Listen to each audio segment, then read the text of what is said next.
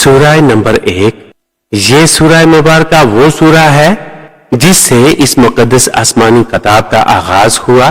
ویسے تو اس کے بہت سے نام ہیں، لیکن 2 ناموں سے بہت زیادہ مشہور ہے، سورہ فاتحہ اور سورہ شفا۔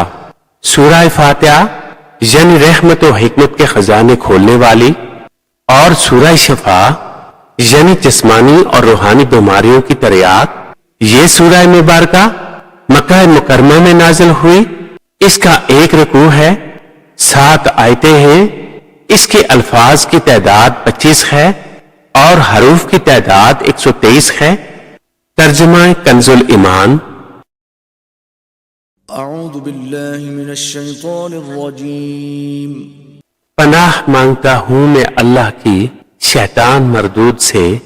بسم اللہ الرحمن الرحیم۔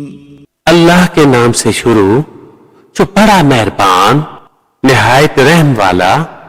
الحمد للہ رب العالمین الرحمن الرحیم مالک یوم الدین۔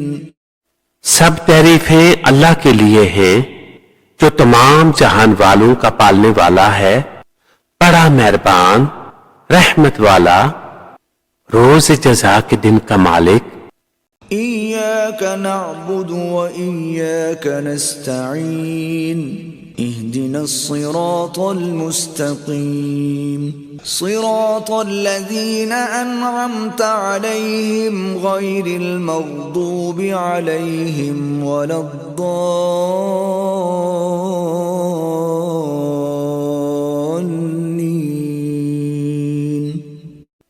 اے پروردگار، ہم تیری ہی عبادت کرتے ہیں اور تجھ سے ہی مدد چاہتے ہیں۔